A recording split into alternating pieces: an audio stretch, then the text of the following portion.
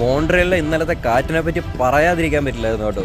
ഇന്നലെ ഞാൻ വാനിനകത്ത് കിടന്നിട്ട് വാൻ വരെ ശേഖരം ഇങ്ങനെ ആടിക്കൊണ്ടിരിക്കുകയായിരുന്നു. അപ്പം ഞാൻ ഓർത്തു ഇതെന്താ അടുത്തൂടെ ഇത്ര വണ്ടി ചീറിപ്പായെന്നാണെന്ന്. പക്ഷേ ഈ പാർക്കിങ്ങിൽ വണ്ടി കടന്ന് ചീറിപ്പായാൻ പറ്റത്തില്ലല്ലോ. പിന്നെ ഞാൻ ഓർത്തു ഇനി ചിലപ്പോൾ കാറ്റിൻ്റെ ആയിരിക്കും. പിന്നെ സൗണ്ട് ഫൂ ഫൂ എന്ന് ഭയങ്കര സൗണ്ടും. ഇത് വെളിയിലേക്ക് ഇറങ്ങി നോക്കി കഴിഞ്ഞപ്പോഴേക്കും ഡോർ തുറക്കാൻ പറ്റുന്നില്ല, അതുപോലെ ശക്തിയിൽ ആ സൈഡിൽ നിന്ന് കാറ്റടിക്കുന്നത്. പിന്നെ ആ തള്ളി തുറന്ന് പിടിച്ച് നോക്കിക്കഴിഞ്ഞ് അപ്പൊ ഇത്രയും വെളിയിൽ ഇത്ര വലിയ സംഭവം നടന്നുകൊണ്ടിരിക്കുകയാണ്. വെതറൊക്കെ നോക്കി കഴിഞ്ഞപ്പോഴേക്കും പിന്നെ ന്യൂസിന്റെ ഒരു നോട്ടിഫിക്കേഷൻ വന്ന് നടപ്പുണ്ട്. മോൺട്രിയലിൽ ഭയങ്കര ശക്തമായിട്ടുള്ള കാറ്റ് വീശിക്കൊണ്ടിരിക്കുക.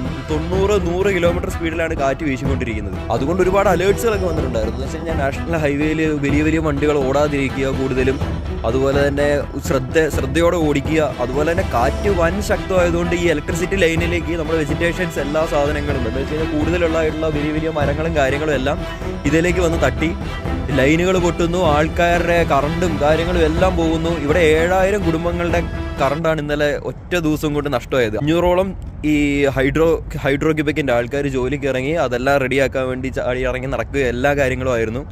അങ്ങനെ ഇന്നലെ കുറേ കാര്യങ്ങളൊക്കെ പടപടയെന്ന് നടന്നു.